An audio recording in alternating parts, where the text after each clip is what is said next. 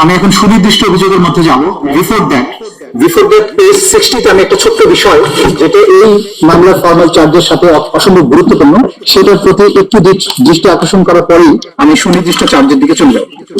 Page 60 তে ব্যক্তি পূজা এবং পারিবারিক উত্তরাধিকার, এই যে বাংলাদেশি ক্রাইমস এগেইনস্ট হিউম্যানিটি সংগঠনের পেছনে যে মনস্তাত্ত্বিক কারণগুলো ছিল সেটা এখানে বিশ্লেষণ করা হয়েছে। যেহেতু আওয়ামী লীগ মনে করে যে শুধুমাত্র শেখ মুজিবুর রহমানই বাংলাদেশের স্বাধীনতার একক কারিগর এবং তাকে বাংলাদেশের রাজনৈতিক ক্ষমতা এক ধরনের পারিবারিক উত্তরাধিকার হিসেবে চিত্রিত করে, শেখ মুজিবের কন্যা হিসেবে শেখ হাসিনাকে জাতির অভিভাবক উপস্থাপন করা হয়। শেখ হাসিনা পরিবারের বিভিন্ন সদস্যদের নামে বাংলাদেশের বিভিন্ন স্থাপনার নামকরণ করা হয়। শেখ পরিবারের নিরাপত্তার জন্য বিশেষ আইন, শেখ পরিবারের বিভিন্ন ব্যক্তিগত ঘটনাকে জাতীয় দিবস হিসেবে উদযাপন, যে কোনো মাধ্যমে শেখ পরিবারের জন্য অবমাননাকার বিবেচিত হতে পারে এমন বক্তব্য বা লেখা নিষিদ্ধকরণ এবং শাস্তি প্রদান ইত্যাদির মাধ্যমে বাংলাদেশের গণতান্ত্রিক শাসন ব্যবস্থার চরম অবমাননা করে এক ধরনের ব্যক্তি তথা পরিবার কেন্দ্রিক স্বৈর শাসন প্রতিষ্ঠার প্রচেষ্টা করা হয়। এমনকি সংবিধান সংশোধন করে শেখ মুজিবুর রহমানের এবং প্রধানমন্ত্রী হিসেবে তার নিজের ছবি সরকারি সহ সকল প্রতিষ্ঠানে প্রদর্শন পূর্বক ঝুলিয়ে রাখতে বাধ্য করা হয়। সারা দেশে হাজার হাজার কোটি টাকা রাষ্ট্রীয় কোষাগার হতে অপব্যয় করে শেখ মুজিবুর রহমানের মুরাল, মূর্তি এবং প্রতিকৃতি তৈরি করা হয়। শেখ মুজিবকে দেবতা স্বরূপ পূজনীয় রূপে কোমলমতি শিশুদের সামনে উপস্থাপন করার উদ্দেশ্যে শিক্ষা প্রতিষ্ঠানে মুজিবের জন্ম মৃত্যুবার্ষিকী সহ বিভিন্ন দিবস পালনে বাধ্য করা, প্রতিষ্ঠানের প্রতিকৃতি এবং মুরালের নামে মূর্তি স্থাপন, স্কুলের অ্যাসেম্বলিতে শেখ মুজিবের বন্দনা গাইতে শপথনামার পরিবর্তন, সকল অফিস আদালতে মুজিব কর্নার স্থাপনে বাধ্য করা, শেখ মুজিব সংক্রান্ত বই সকল প্রতিষ্ঠানে রাখতে বাধ্য করা, সরকারি সকল নথি চিঠির উপরে শেখ মুজিবের ছবি সম্বলিত লোগো স্থাপনের সরকারি আদেশ দ্বারা বাধ্য করা, শেখ পরিবারের বিভিন্ন সদস্যদের নামে শত শত প্রতিষ্ঠান সহ রাস্তাঘাট, ব্রিজ, কালভার্টের নামকরণ, জন্ম মৃত্যু দিবস পালনে বাধ্য করা, অঙ্কন প্রতিযোগিতা, ক্রীড়া প্রতিযোগিতার নামে জাতির সামনে পূজনীয় হিসাবে উপস্থাপনের চেষ্টা করা হয়। শেখ মুজিবুর রহমানের মূর্তি স্থাপন সহ মুজিব বন্দনায় রাষ্ট্রের 4000 কোটি টাকারও বেশি খরচ হয়। সকল প্রিন্ট এবং ইলেকট্রনিক মিডিয়ায় নিয়মিতভাবে মুজিব বন্দনা প্রকাশ এবং সম্প্রচার করতে বাধ্য করা হয়। মানে আমি এখন ঘটনা প্রবাহের দিকে চলে যাচ্ছি। I will jump up to page 95। আমরা ঘটনা প্রবাহ লম্বা বর্ণনা দিয়েছি, আমি এখানে ঘটনা প্রবাহ 9 থেকে সামনের দিকে প্লেস করে যাচ্ছি। পেজ 95, প্যারাগ্রাফ নম্বর 3.9। 3 আগস্ট 2024 সারা দেশে বিক্ষোভ মিছিল এবং শহীদ মিনারের সমাবেশ। বৈষম্য বিরোধী ছাত্র আন্দোলনের 9 দফা দাবির পক্ষে এবং সারা দেশে ছাত্র ও সাধারণ মানুষের উপর পুলিশ এবং ছাত্রলীগের নৃশংস হামলা এবং হত্যার প্রতিবাদে 3 আগস্ট শনিবার বাংলাদেশের প্রায় প্রতিটি জেলার শহরে বিক্ষোভের রাজপথ উত্তাল হয়ে ওঠে। ওটা সংস্কার আন্দোলনের এই পর্বে শুধু শিক্ষার্থী নয়, শিক্ষক, অভিভাবক, আইনজীবী, সাংস্কৃতিক কর্মী, পেশাজীবী, শ্রমজীবী, সাধারণ মানুষ একসঙ্গে রাজপথে নেমে আসে। সবার মুখে এক স্লোগান, দাবি এক, দফা এক, শেখ হাসিনার পদত্যাগ। বৈষম্য বিরোধী ছাত্র আন্দোলনের ডাকে শনিবার রাজধানী সহ দেশের বিভিন্ন অঞ্চলে বিক্ষোভে উত্তাল হয়ে ওঠে। বিক্ষোভ মিছিলে যোগ দেন শিক্ষক, শিক্ষার্থী, সাংস্কৃতিক কর্মী, সাহিত্যিক থেকে শুরু করে সর্বস্তরের মানুষ। রাজধানীর আফতাবনগর, বাড্ডা, রামপুরা, বনশ্রী, মিরপুর 10, সায়েন্স ল্যাব সহ বিভিন্ন পয়েন্টে সকাল থেকে বিক্ষোভ শুরু হয়। পরে অনেক এলাকা থেকে খন্ড খন্ড বিক্ষোভ মিছিল নিয়ে শহীদ মিনারে জড়ো হতে থাকেন তারা। বেলা 3টার দিকে ছাত্র জনতার ঢল নামে সেখানে। এছাড়া গাজীপুর, চট্টগ্রাম, কুমিল্লা, সিলেট, নোয়াখালী, বরিশাল, বগুড়া, রাজশাহী, ফরিদপুরে বিক্ষোভে যোগ দেন হাজারো মানুষ। এর মধ্যে অনেক জায়গায় পুলিশ বিক্ষোভকারীদের উপর দফায় দফায় হামলা চালিয়েছে। এই ঘটনায় কমপক্ষে এক ব্যবসায়ী শহীদ এবং 28 জন গুলিবিদ্ধ সহ 2 শতাধিক মানুষ আহত হয়েছেন। গাজীপুরে শ্রীপুরে গুলিবিদ্ধ হয়ে এক ব্যবসায়ী শহীদ হন, সেখানে পুলিশের হামলায় কমপক্ষে 23 জন গুলিবিদ্ধ, শতাধিক লোক আহত হয়েছেন। কুমিল্লা ছাত্রলীগ যুবলীগের হামলায় 5 শিক্ষার্থী গুলিবিদ্ধ, আহত হয়েছে 30 জন। আন্দোলনকারী শিক্ষার্থীরা বেলা 11টার দিকে বিক্ষোভ মিছিল নিয়ে ঢাকা ময়মনসিংহ মহাসড়কে মাওনা চৌরাস্তায় উড়াল সেতুর নিচে গেলে তাদের সম্মিলিত বাধা দেয় পুলিশ, আওয়ামী লীগ এবং সংগঠনের নেতা কর্মীরা। পরে দুপুর 12টার দিকে বিপুল সংখ্যক পুলিশ এসে শিক্ষার্থীদের উপর গুলি বর্ষণ করে। এই সময় 9 আন্দোলনকারী গুলিবিদ্ধ হন, যাদের মধ্যে 6 জন গুরুতর আহত ছিলেন। মাওনা শ্রীপুর সড়কের পাশে মাওনা হাইওয়ে সড়কে আন্দোলনকারীরা বিক্ষোভ প্রদর্শনকালে শ্রীপুর থানা, জেলা পুলিশের বিপুল সংখ্যক সদস্য পুলিশ এসে এলোপাতারি গুলি ছেড়ে আন্দোলনকারীদের ছত্রভঙ্গ করে। এই সময় পুলিশের গুলিতে জাহাঙ্গীর মুন্সি নামে এক লেপ তোষক ব্যবসায়ী ঘটনাস্থলে শহীদ হন এবং 14 জন আন্দোলনকারী গুলিবিদ্ধ হন। ফরিদপুর সংঘর্ষে আহত হয় 15 জন। মানে আমি প্রত্যেকটা ডিস্ট্রিক্টে এটা যে ওয়াইড স্প্রেড এন্ড সিস্টেম্যাটিক ছিল, গোটা বাংলাদেশ জুড়ে ছিল, সেগুলো সংক্ষিপ্ত বর্ণনা আমরা এখানে এনেছি। আমি নামগুলো করে যাচ্ছি কোন কোন জায়গায় কতজন মানুষ শহীদ হয়েছিলেন। ফরিদপুরে 15 জন, শরীয়তপুরে এখানে হামলা হয়, নওগাঁতে হয়, গাজীপুরে হয়, পঞ্চগড়ে হয়, ময়মনসিংহে হয়, হবিগঞ্জে হয়, কক্সেস বাজারে হয়,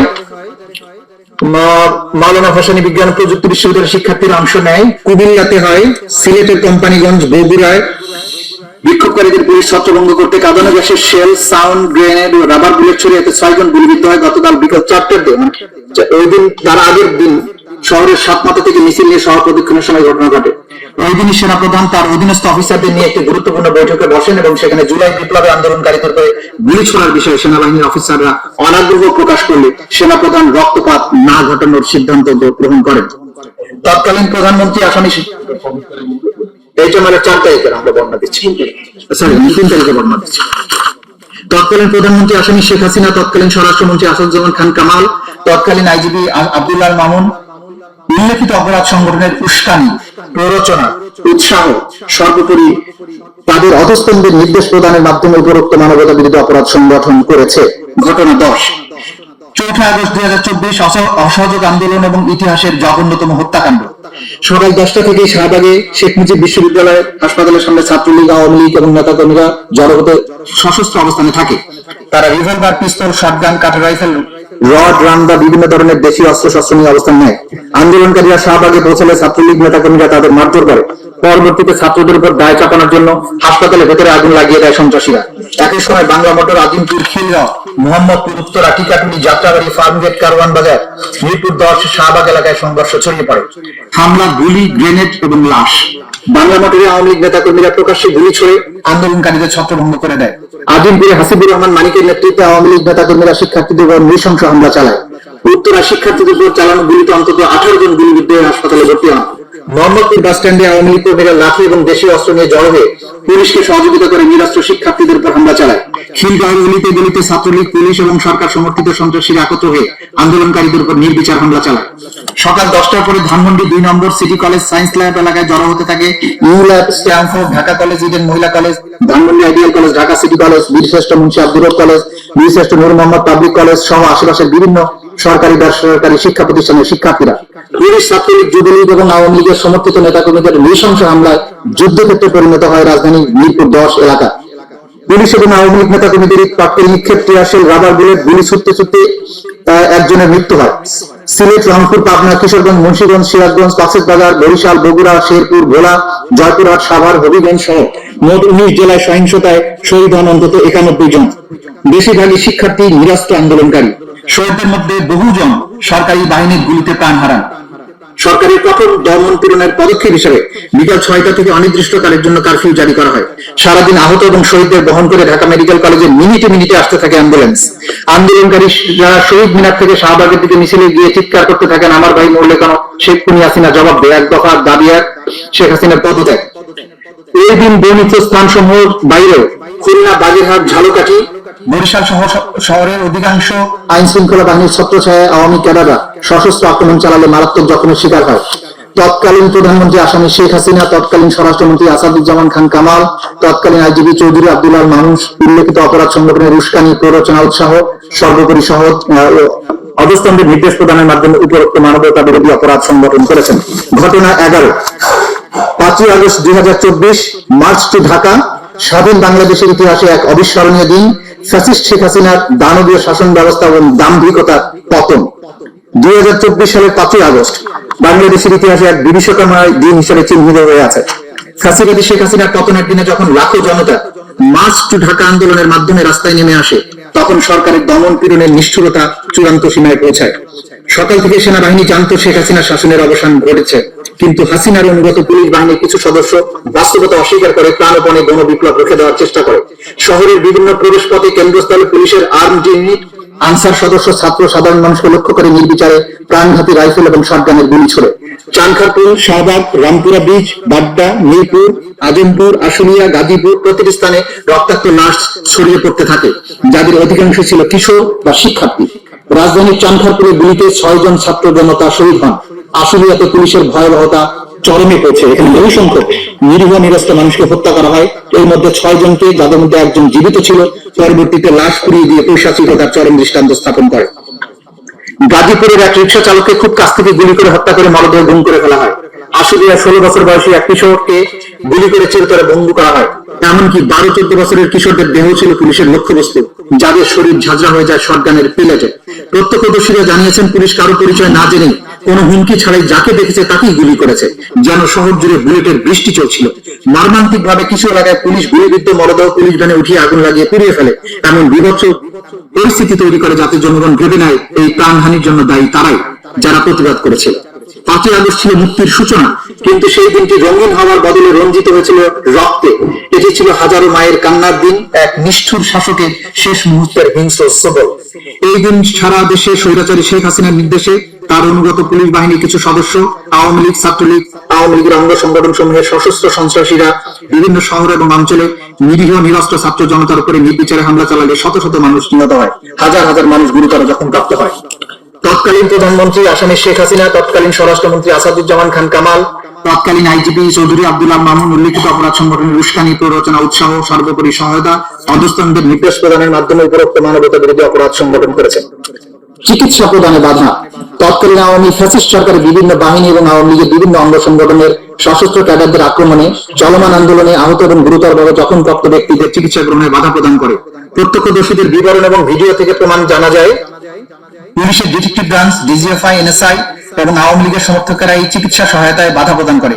চিকিৎসা সহায়তায় বাধাগ্রস্ত করার জন্য অ্যাম্বুলেন্স আটকে দেওয়া, হাসপাতাল এলাকায় অবস্থান নিয়ে বিক্ষোভকারীদের তথ্য সংগ্রহ করা, যে রোগীদের জরুরি চিকিৎসার প্রয়োজন তাদের চিকিৎসা না দিয়ে গ্রেপ্তার করা এবং চিকিৎসা প্রদানকারী কর্মীদের ভয় দেখানো হয়। তার অংশ হিসাবে চিকিৎসা প্রদানকারী চিকিৎসককে দুর্গম অঞ্চলে বদলি করা হয়।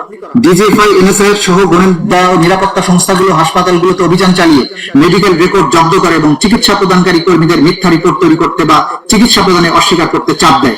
এই ধরনের ইচ্ছাকৃত চিকিৎসা সেবা ব্যবস্থা ব্যাহত করার ফলে আহত জখম গুরুতর আকার ধারণ করে এবং অনেকের মৃত্যুর ঘটনা ঘটে। ভুক্তভোগী এবং প্রত্যক্ষদর্শীদের বিবরণ ইঙ্গিতকারী যে পুলিশ প্রায়ই চিকিৎসা সহায়তা দিতে ইচ্ছাকৃতভাবে বাধা দিয়েছে, যেমনটা শেখ আসাদুল ইয়ামিনের মৃত্যুর ঘটনায় দেখা যায়। ডিজিএফআই, এনএসআই, ডিটেকটিভ ব্রাঞ্চ এবং অন্যান্য সংস্থা হাসপাতালগুলোতে নজরদারিতে অংশ নেয়। তারা গুলিবিদ্ধ রোগীদের শনাক্ত করে চিকিৎসা কর্মী এবং আহতদের জিজ্ঞাসাবাদ করে, তাদের আঙ্গুলের ছাপ নেয়। কোন আইনি প্রক্রিয়া ছাড়াই বিক্ষোভকারী শনাক্ত, নিরাপত্তা বাহিনী সহিংসতার প্রমাণ লুকাতে তারা চিকিৎসার নথি এবং অনেক হাসপাতালের সিসিটিভি ফুটেজ ধ্বংস করে ফেলে। আহত বিক্ষোভকারীদের যথাযথ চিকিৎসা না দিতে চিকিৎসা কর্মীদের উপর চাপ দেওয়া হয়। আহতদের আঘাতের কারণ সঠিকভাবে লিপিবদ্ধ না করতে চাপ দেওয়া হয়। একাধিক সাক্ষ্যের মাধ্যমে জানা যায় যে এটি ঊর্ধ্বতন মহলের নির্দেশে করা হয় এবং এর মধ্যে হাসপাতাল পরিদর্শনে আসা ঊর্ধ্বতন কর্মকর্তারাও ছিলেন। নিরাপত্তা বাহিনী এবং বিভিন্ন গোয়েন্দা সংস্থা বিভিন্ন হাসপাতালে একই ধরনের বাধা প্রয়োগ করেছে, যা থেকে প্রতীয়মান হয় উপর মহল থেকে সকল স্থানে একই কৌশল অবলম্বন করতে বলা হয়েছে। কোন এক হাসপাতালে গুলিবিদ্ধ হয়ে মারা যাওয়া ব্যক্তিদের মৃত্যুকে দুর্ঘটনা হিসেবে রেকর্ড করার নির্দেশ দেওয়া হয়। নির্দেশ না মানলে চিকিৎসা কর্মীদের বিরুদ্ধে মামলা করার হুমকি দেওয়া হয়। অন্য একটি হাসপাতালে পুলিশের নির্দেশ দেওয়া ছিল যে গুলিবিদ্ধ কাউকে ভর্তি না করার। অন্য একটি হাসপাতালে আওয়ামী লীগের একজন সংসদ সদস্য সরাসরি চিকিৎসকের হুমকি দিয়ে আহত বিক্ষোভকারীদের চিকিৎসা প্রদান বন্ধ করে দেয়। 2 জন চিকিৎসককে সেই নির্দেশ না মানে ডিটেকটিভ ব্রাঞ্চ তাদের গ্রেপ্তার করে। এর ফলে অন্যান্য আহতরা আতঙ্কে লুকিয়ে যায়। আরেক হাসপাতালে ডিজিএফআই, এনএসআই এর সদস্যরা আহত বিক্ষোভকারীদের চিকিৎসা প্রদানকারী চিকিৎসকদের জেরা করে নাম ঠিকানা লিখে রাখে। একটা হাসপাতালে যেখানে বিক্ষোভকারীরা চিকিৎসা নিচ্ছিল সেখানে 18 জুলাই একটি অজ্ঞাতনামা ব্যক্তি ফোন করে চিকিৎসা বন্ধ করতে হুমকি প্রদান করে। ছাত্রলীগ, আওয়ামী লীগ তাদের অঙ্গ সংগঠনের সমর্থকরা হাসপাতালের প্রবেশপথে উপস্থিত থেকে অ্যাম্বুলেন্স, অন্যান্য ব্যক্তিগত গাড়ি, রিক্সা আটকে দিতে পুলিশকে সাহায্য করে। ফলে তীব্র চাপের ফলে স্বাভাবিক চিকিৎসা সেবা ব্যাহত হয়। অনেক আহত বিক্ষোভকারী, বিশেষ করে যারা গুলিবিদ্ধ, তারা বিভিন্ন চাপ ও ভয় প্রদর্শনের কারণে বেসরকারি হাসপাতালে প্রয়োজনীয় চিকিৎসা পাননি। অন্যদিকে অনেক চিকিৎসক, স্বাস্থ্যকর্মী নিজেদের জীবনের ঝুঁকি নিয়ে জরুরি ভিত্তিতে বিনা খরচে আহতদের চিকিৎসা দিয়েছেন, যার মধ্যে রাজধানীর ইবনে সিনা মেডিকেল কলেজ হাসপাতাল কৌশলী মহিলা ওয়ার্ডে পুরুষ জখমীদের চিকিৎসা প্রদান করে হেলমেটধারী ছাত্রলীগের তল্লাশি থেকে বাঁচার জন্য। নারী এবং শিশুদের প্রতি নিষ্ঠুরতা। তৎকালীন আওয়ামী ফ্যাসিস্ট সরকারের বিভিন্ন বাহিনী এবং আওয়ামী লীগের বিভিন্ন অঙ্গ সংগঠনের রাজনৈতিক নেতাকর্মীদের মাধ্যমে চলমান আন্দোলনে নারী ও শিশুদের প্রতি নিষ্ঠুরতার দৃশ্য ফুটে ওঠে। নারী আন্দোলনকারীরাও নিরাপত্তা বাহিনী ও সশস্ত্র আওয়ামী লীগ কর্মীদের হামলা থেকে রেহাই পায়নি। ঢাকা বিশ্ববিদ্যালয় ইডেন কলেজে নারী শিক্ষার্থীদের উপর হামলার পাশাপাশি ঢাকার বিভিন্ন স্থানে যাত্রাবাড়ি, উত্তরা, ধানমন্ডি, মিরপুর, ঢাকার বাইরে সাভার, কুমিল্লা, সিলেট, রংপুরে নারী বিক্ষোভকারীদের উপর হামলা করা হয়। অনুরূপভাবে তাদেরকে নির্বিচারে গ্রেপ্তার ও নির্যাতন করে অন্যান্য নিপীড়নের শিকার হতে হয়েছে, যাতে নারীরা বিক্ষোভে অংশগ্রহণ না করে এবং নেতৃত্ব না দেয়, এই জন্য তাদের নির্যাতন করা হয়। নারীদের শারীরিক নির্যাতনের লক্ষ্যে তাদের মুখ, বক্ষ, পেলভিস, নিতম্ব ইত্যাদি লক্ষ্য করে আঘাত করা হয়। আঘাত করার পাশাপাশি নারী পরিচয়ের কারণে লাঞ্ছিত করা হয়। শারীরিক সহিংসতার পাশাপাশি বিক্ষোভকারী নারীদেরকে বেশ্যা, পতিতা, পাইকারি মেয়ে ইত্যাদি অকথ্য ভাষায় গালমন্দ করা হয়। পুলিশ এবং আওয়ামী লীগ, ছাত্রলীগ সহ তাদের অঙ্গ সংগঠনের কর্মীরা নারী বিক্ষোভকারীদের ধর্ষণ, উলঙ্গ করে দেওয়া সহ বিভিন্ন যৌন হয়রানির হুমকি দেয়। আওয়ামী লীগ কর্মীদের হাতে নারী বিক্ষোভকারীদের শারীরিক যৌন সহিংসতার একটি ঘটনা ঘটেছে আগস্টের প্রথম দিকে ঢাকায়। বাঁশের লাঠি হাতে কয়েকজন পুরুষ এক মহিলাকে আটকিয়ে আন্দোলনকারী কিনা জানতে চায়, তার ব্যাগ এবং ফোন তল্লাশি করে একটি বাংলাদেশের পতাকা পাওয়ায় তার চুল টেনে ধরে, পোশাক ছিঁড়ে ফেলে বা বক্ষ নিতম্বে চাপ দিয়ে ধরে রাখে, অশ্লীল গালিগালাজ করে। আরেক ঘটনায় দুই ছাত্রলীগ কর্মী একজন নারী বিক্ষোভকারীকে তার পরিবারের অন্যান্য নারী সদস্যদের ধর্ষণের হুমকি দেয়, তাকে শারীরিকভাবে লাঞ্ছিত করে, বক্ষ গোপনাঙ্গে হাত দেয়, অশ্লীল মন্তব্য করে। পরবর্তী সেই ভুক্তভোগী নারীকে আবারও ফোন করে ধর্ষণের হুমকি দেওয়া হয়। প্রত্যক্ষদর্শীদের থেকে জানা যায় যে কুমিল্লা ছাত্রলীগের কর্মীরা বেশ কয়েকজন নারী বিক্ষোভকারীকে আক্রমণ করেছিল, যাদের মধ্যে দুজন শিক্ষার্থী ছিল। তাদের প্রথমে আটক করা হয়, পরে শারীরিক নিগ্রহের পর পুলিশে হস্তান্তর করা হয়। এই আন্দোলনে বিপুল সংখ্যক শিশু কিশোর সক্রিয়ভাবে অংশগ্রহণ করে, যাদের মধ্যে উচ্চ বিদ্যালয়, কলেজ, ধর্মীয় মাদ্রাসার শিক্ষার্থী, অল্প বয়সী শ্রমিকও ছিল। আবার কেউ কেউ কৌতূহলবশত রাস্তায় বিক্ষোভ পর্যবেক্ষণ করছিল। অপরদিকে আন্দোলন দমনে আওয়ামী লীগ ক্যাডারদের সাথে অর্থনৈতিকভাবে অসচ্ছল পরিবার থেকে আসা সদস্যদেরও দেখা গেছে, যাদেরকে আওয়ামী লীগ অর্থ দিয়ে ভাড়া করে আন্দোলনকারীদের বিরুদ্ধে ব্যবহার করেছিল। আওয়ামী লীগ এই শিশুদের সহিংসতা জড়াতে অর্থায়ন করেছে। ঢাকার আজিমপুর, বাড্ডা, ধানমন্ডি, ফার্মগেট, যাত্রাবাড়ি, মিরপুর, মোহাম্মদপুর, রামপুরা এলাকার বাইরে গাজীপুর, নারায়ণগঞ্জ, রংপুর, সিলেট অঞ্চলের শিশুদের শহীদ এবং গুরুতরভাবে আহত হওয়ার ঘটনা ঘটেছে। উল্লেখিত ঘটনা ছাড়া নিরাপত্তা বাহিনী নির্বিচার রাইফেল এবং শটগানের প্রাণঘাতী গুলি ব্যবহার করে শিশু বিক্ষোভকারীদের হত্যা করেছে। উদাহরণস্বরূপ মোহাম্মদপুরে শান্তিপূর্ণ বিক্ষোভকারী জনতার উপর নির্বিচারে গুলি চালায়। এতে 17 বছরের বয়সী এক নিরস্ত্র শিক্ষার্থীর মাথায় গুলিবিদ্ধ হয়ে 19 জুলাই শহীদ হয়। 18 জুলাই ধানমন্ডিতে আরেক 12 বছর বয়সী শিশু পুলিশের গুলি বর্ষণে প্রায় 200-এর মতো ধাতব পেলেট শরীরে বিদ্ধ হয়ে অভ্যন্তরীণ রক্তক্ষরণে মারা যায়। আর অনেক শিশু আজীবনের জন্য পঙ্গুত্ব বরণ করেছে, অনেক শিশু গুরুতর আহত হয়েছে। আওয়ামী লীগের সমর্থকদের গুলিতে 16 বছর বয়সী এক কিশোরের পায়ে গুলি লাগায় শেষ পর্যন্ত তার পা কেটে ফেলতে হয়। পুলিশের নির্বিচার গুলিতে ধাতব প্লেটের আঘাতে 17 বছরের কিশোরের উভয় চোখ অন্ধ হয়ে যায়। সবগুলো ঘটনা OSCHR এর প্রতিবেদন থেকে পাওয়া গেছে। শহীদদের মধ্যে খুবই অল্প বয়সী শিশু ছিল, যারা বাবা মায়ের সঙ্গে বিক্ষোভ মিছিলে গিয়েছিল বা ঘটনাস্থলের আশেপাশে দাঁড়িয়েছিল। নারায়ণগঞ্জে 6 বছর বয়সী একটি মেয়ে বাড়ির ছাদের উপর দাঁড়িয়ে বিক্ষোভ দেখার সময় মাথায় গুলিবিদ্ধ হয়ে শহীদ হয়। শিশুদের যেনতম গ্রেফতার করে বিভিন্ন থানা, ডিটেকটিভ ব্রাঞ্চের কার্যালয় কিংবা কারাগারে প্রাপ্তবয়স্কদের সঙ্গে একই কক্ষে আটকে রাখা হতো। সেখানে তাদের নির্যাতন এবং অপদস্থ করা হতো, স্বীকারোক্তি আদায়ের লক্ষ্যে তাদের জবরদস্তিও করা হতো। তাছাড়া বেশ কয়েকজন কিশোর ছেলেকে আটক করে পুলিশ সদর দপ্তরের counter terrorism and transnational crime CTTC শাখায় প্রাপ্তবয়স্কদের সাথে একই কক্ষে আটকে রাখা হতো। রংপুরে 16 বছর বয়সী এক কিশোরকে বিনা বিচারে 13 দিন আটক রাখা হয়েছিল। এই কিশোর সহ আরো অনেককে গ্রেফতার করা হয়েছিল আবু সাইদের হত্যার ঘটনার মোড় ঘুরিয়ে দেওয়ার জন্য। 17 বছর বয়সী এক কিশোরকে পুলিশ কর্মকর্তা হত্যার দায় স্বীকার করানোর জন্য যাত্রাবাড়ি থানায় 2 দিন ধরে পুলিশ হেফাজতে নির্যাতন করেছিল। এরপর তাকে ডিটেকটিভ ব্রাঞ্চ কার্যালয় নিয়ে পুনরায় নির্যাতন করা হয়েছিল। আটক রাখার 3 দিন পরে এই কিশোরকে আদালতে হাজির করা হলে বিচারক তাকে আরো 7 দিনের রিমান্ডে রাখার নির্দেশ দেন। প্রাপ্তবয়স্ক বন্দীদের সঙ্গে রাখা হবে জেনে, যদিও কিশোরের পক্ষে আইনজীবী আদালতের কাছে বলেছিলেন ভুক্তভোগী আসলে একজন শিশু। এই ঘটনাটি গণমাধ্যমে প্রচারের পরে আরেক বিচারক কিশোরটিকে বিশেষ শিশু হেফাজত কেন্দ্রে রাখার নির্দেশ দেন। সেখানে ওই কিশোর 6 আগস্ট পর্যন্ত আটক ছিল। জুলাই মাসের 15 তারিখ থেকে আগস্টের 5 তারিখ পর্যন্ত কমপক্ষে 118 জন শিশু, কমপক্ষে 13 জন নারীকে হত্যা করা হয়। এরপরে আসামিদের পরিচিতি। আসামি শেখ হাসিনার বিস্তারিত পরিচয় আমরা উল্লেখ করেছি, তার বিরুদ্ধে কি কি মামলা আছে সেগুলো আমরা বলেছি। আসাদুজ্জামান খান কামালের পরিচয় দিয়েছি, চৌধুরী আব্দুল আল মামুনের পরিচয় দিয়েছি। এবার আমি চলে আসছি পেজ 108। আসামিদের বিরুদ্ধে মানবতা বিরোধী অপরাধের বিবরণ।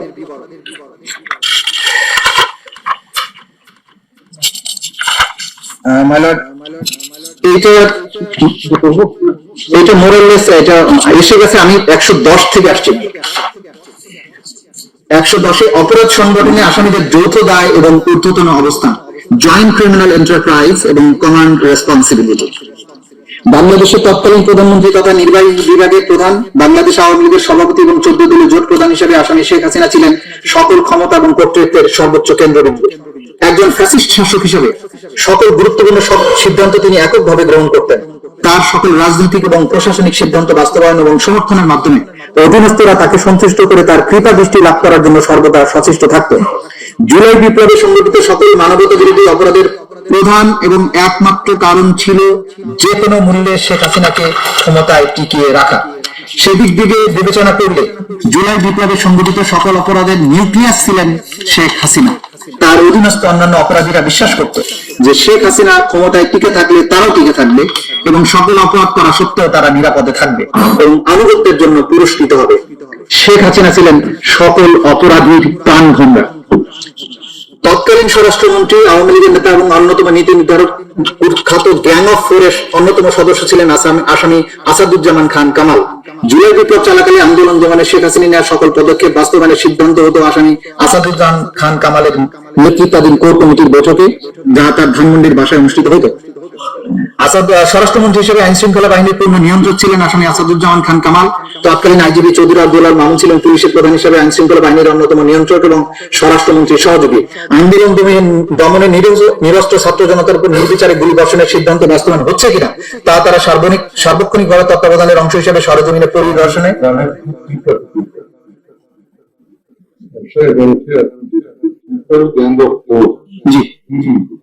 গ্যাং অফ ফোর, এটা খুব পরিচিত একটা শব্দ ছিল। 4 জন ব্যক্তিকে নিয়ে একটা বিশেষ কমিটি ছিল। সেই কমিটি বসে, কমিটির সদস্য ছিলেন আসাদুজ্জামান খান কামাল, সালমান এফ রহমান, ওবায়দুল কাদের এবং আনিসুল হক। তারা বসে সরকারের ক্যাবিনেটের বাইরে মিনি ক্যাবিনেট হয়ে কোথায় আক্রমণ হবে, কাকে মারা হবে, কাকে ধরা হবে, এই প্ল্যান গুলো করতো। এই জন্য এদেরকে গ্যাং অফ ফোর বলা।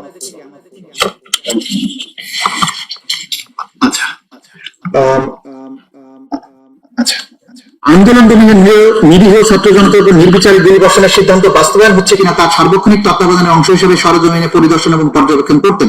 আন্দোলন চলাকালে 27শে জুলাই 2024 খ্রিস্টাব্দে যাত্রাবাড়ি থানার সামনে আন্দোলন দমনে আইন শৃঙ্খলা বাহিনী তদারকি ব্যবস্থা তদারকি করতে গেলে মোবাইলে ধারণকৃত আন্দোলন ছাত্র জনতাকে গুলি করার, হত্যা করার ভিডিও আসামি আসাদুজ্জামান কামাল এবং চৌধুরী আব্দুল্লাহ মামুন ও স্বরাষ্ট্র সচিব জাহাঙ্গীর আলমকে প্রদর্শন করেন ওয়ারি জোনের ডিসি ইকবাল। এবং মালের সেটা বিখ্যাত সেই কথা যে যেখানে ভিডিও, হত্যা করার ভিডিও দেখে বলা হচ্ছিল, স্যার গুলি করি মরে একটাই যায়, বাকিটি যায় না স্যার, এটাই স্যার আতঙ্কের বিষয়। এটা ছিল সেই ভিডিও। প্রধানমন্ত্রী হিসেবে আসামি শেখ হাসিনা প্রধানমন্ত্রী হিসেবে আসামি শেখ হাসিনা, স্বরাষ্ট্রমন্ত্রী হিসেবে আসাদুজ্জামান খান কামাল এবং আইজিপি হিসেবে চৌধুরী আব্দুল্লাহ মামুন ঊর্ধ্বতন অবস্থানে থেকে যৌথ নির্দেশনায় জয়েন্ট ক্রিমিনাল এন্টারপ্রাইজ এবং কমন রেসপন্সিবিলিটির মাধ্যমে তাদের অধীনস্থ নিয়ন্ত্রণাধীন সশস্ত্র আওয়ামী ক্যাডার আইন শৃঙ্খলা বাহিনীর সদস্যদের মাধ্যমে দেশব্যাপী প্রাণঘাতী অস্ত্র ব্যবহার করে নিরস্ত্র ছাত্র জনতার উপর গুলি চালিয়ে 1.5 সহস্রাধিক মানুষকে নৃশংসভাবে হত্যা করে।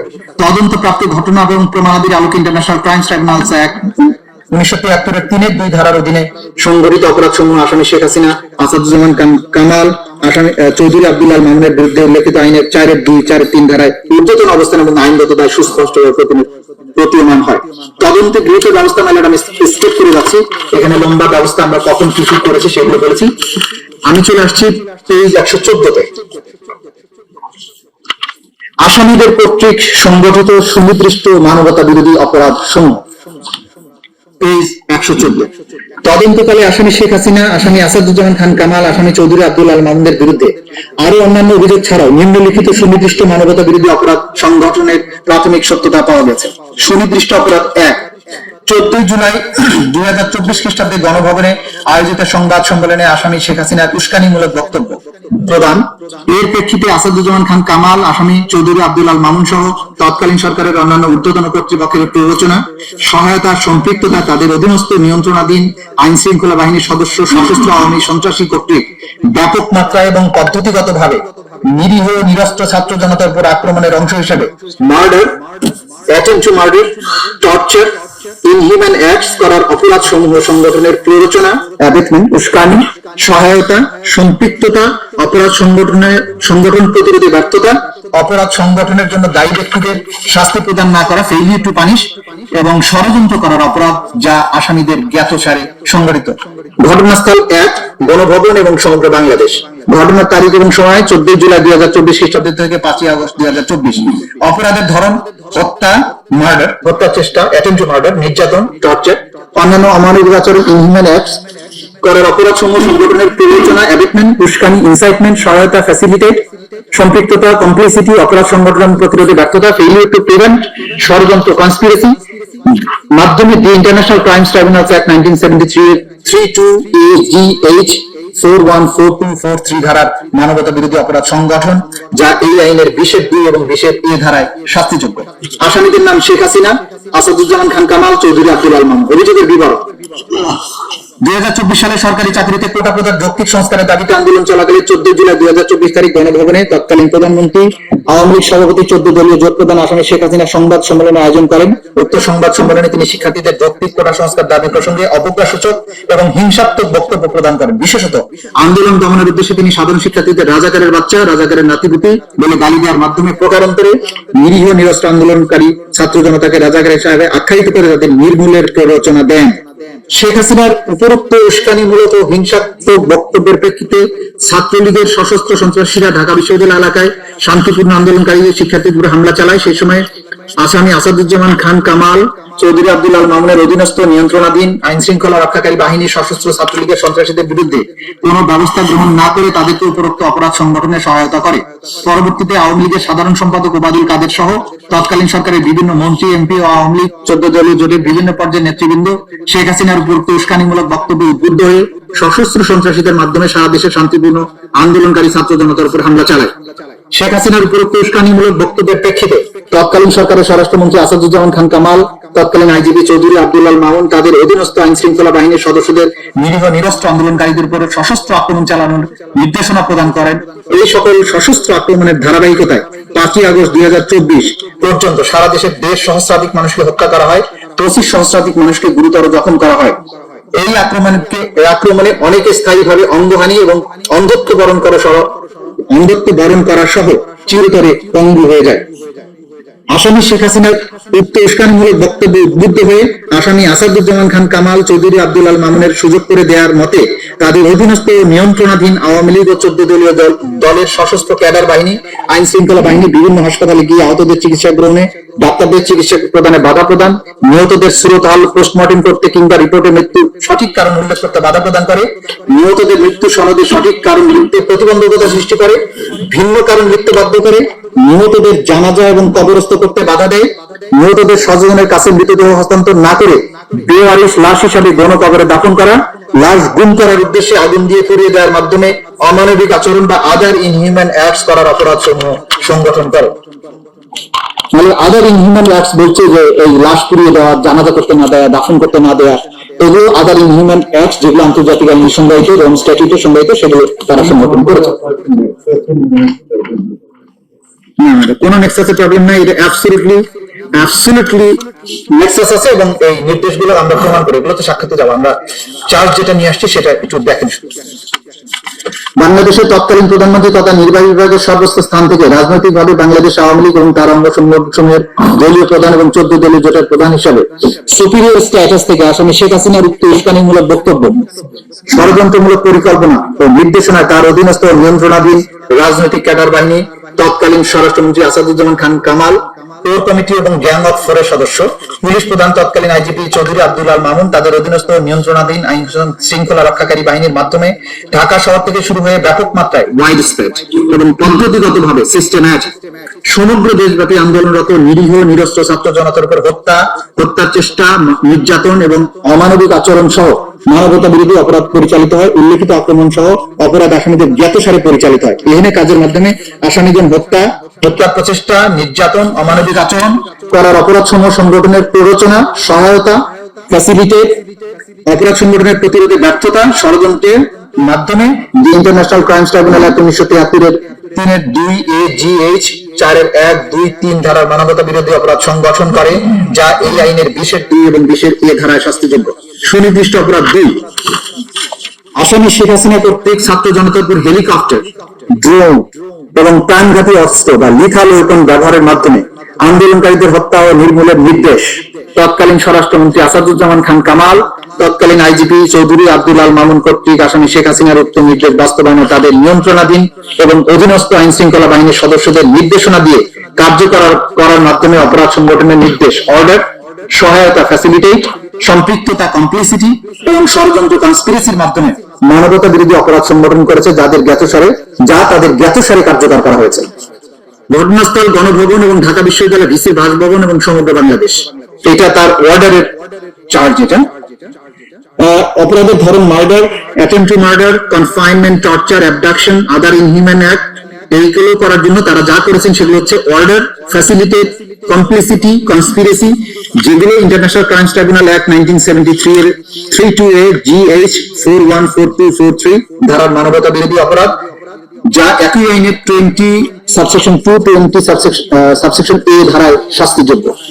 আসামিদের নাম শেখ হাসিনা, আসাদুজ্জামান খান কামাল, চৌধুরী আব্দুল্লাহ মামুন। অভিযোগের বিবরণ: 2024 সালের 14 জুলাই রাতে তৎকালীন প্রধানমন্ত্রী, আওয়ামী লীগ সভাপতি, 14 দলীয় জোট প্রধান শেখ হাসিনা, ঢাকা বিশ্ববিদ্যালয়ের তৎকালীন ভাইস চ্যান্সেলর এহসান মাকসুদ কামালের মধ্যে অনুষ্ঠিত এক ফোন আলাপে দেখা যায় আসামি শেখ হাসিনা ক্ষমতার শীর্ষ থেকে রাষ্ট্রের প্রধান নির্বাহী পদে থেকে কোটা সংস্কারের দাবিতে দেশব্যাপী চলমান বৈষম্য বিরোধী দেন তা শান্তিপূর্ণ শেখ হাসিনার পুনরায় রাজাকার বিরোধী ফাঁসি দেওয়া, ঢাকা বিশ্ববিদ্যালয়ে গুলি করে সন্ত্রাসী আন্দোলনকারী শিক্ষার্থীর উপর হামলা চালায় সেই সময় টেলিফোনিক কনভারসেশনে আসাদুজ্জামান খান কামাল, চৌধুরী আব্দুল্লাহ মাকসুদ কামাল, আওয়ামী লীগ সভাপতি 2014 সালের 18 জুলাই তৎকালীন প্রধানমন্ত্রী এহসান মাকসুদ কামালের সাথে অনুষ্ঠিত এক ফোন আলাপে দেখা যায় আসামি শেখ হাসিনা ক্ষমতার শীর্ষ থেকে ঢাকার সিটি কর্পোরেশনের তৎকালীন মেয়র দাবিতে দেশব্যাপী শেখ ফজলুল অনুষ্ঠিত আসামি শেখ হাসিনা ক্ষমতার বিরোধী ফাঁসি দেওয়া এবং ক্ষমতার নবীকরণ করে কোটা সংস্কারের দাবিতে দেশব্যাপী থেকে ঢাকার সিটি কর্পোরেশনের তৎকালীন মেয়র শেখ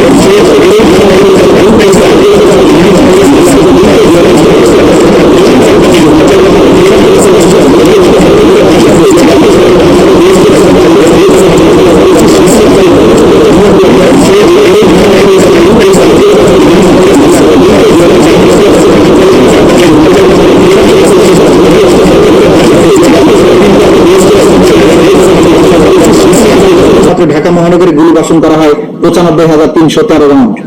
আসামি শেখ হাসিনার ফোন আলাপের থেকে আরো জানা যায় তার ষড়যন্ত্রমূলক পরিকল্পনায় দলীয় সশস্ত্র ক্যাডার বাহিনীর মাধ্যমে সেতু ভবন, বিটিবি ভবন, মেট্রো রেল স্টেশন সহ রাষ্ট্রীয় গুরুত্বপূর্ণ কিছু স্থাপনা কি পয়েন্ট ইনস্টলেশন অগ্নিসংযোগের মাধ্যমে পুড়িয়ে দিয়ে আন্দোলনকে ভিন্ন খাতে প্রবাহিত করার জন্য আন্দোলনরত ছাত্র জনতার উপর দায় চাপিয়ে দেওয়ার মাধ্যমে অন্যান্য অমানবিক আচরণ বা আদার ইনহিউম্যান অ্যাক্ট সংগঠন করেন।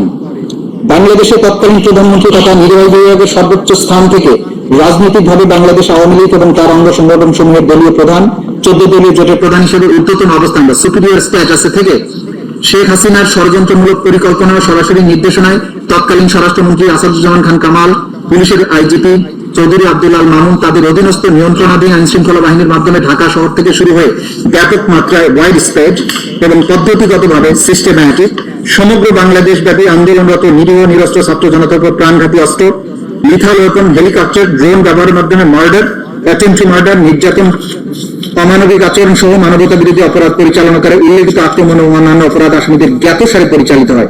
বিভিন্ন কাজের মাধ্যমে আসামিদের মার্ডার, অ্যাবডাকশন, কনফাইনমেন্ট, টর্চার, পরিকল্পিতভাবে অগ্নিসংযোগের মাধ্যমে রাষ্ট্রীয় সম্পদ ধ্বংস করে তারা দায় আন্দোলনকারীদের উপর চাপিয়ে দিয়ে অন্যান্য অমানবিক আচরণ বা আদার ইনহিউম্যান অ্যাক্টস করার নির্দেশ, প্ররোচনা, সহায়তা, সম্পৃক্ততা এবং ষড়যন্ত্রের মাধ্যমে the international crimes tribunals act 1973 এর 32A GH 41423 ধারা মানবতা বিরোধী অপরাধ সংগঠন করেছেন, যা একই আইনের 20(2) এবং 20(a) ধারার শাস্তিযোগ্য অপরাধ। সুনির্দিষ্ট অপরাধ 3, আসামি শেখ হাসিনার উস্কানিমূলক বক্তব্য এবং মারণাস্ত্র ব্যবহার করে আন্দোলনরত ছাত্র জনতাকে হত্যার নির্দেশনার প্রেক্ষিতে আসামি আসাদুজ্জামান খান কামাল, আসামি চৌধুরী আব্দুল আল মামুন সহ তৎকালীন সরকারের অন্যান্য ঊর্ধ্বতন কর্তৃপক্ষের প্ররোচনা, সহায়তা, সম্পৃক্ততা, তাদের অধীনস্থ এবং নিয়ন্ত্রণাধীন আইন শৃঙ্খলা বাহিনীর সদস্য, সশস্ত্র আওয়ামী সন্ত্রাসী কর্তৃক ব্যাপক মাত্রায় এবং পদ্ধতিগতভাবে নিরীহ নিরস্ত্র ছাত্র জনতার উপর আক্রমণের অংশ হিসাবে 16 জুলাই 2024 খ্রিস্টাব্দে রংপুরে বেগম রোকেয়া বিশ্ববিদ্যালয়ের সামনে আগ্নেয়াস্ত্র দিয়ে স্বল্প দূরত্ব থেকে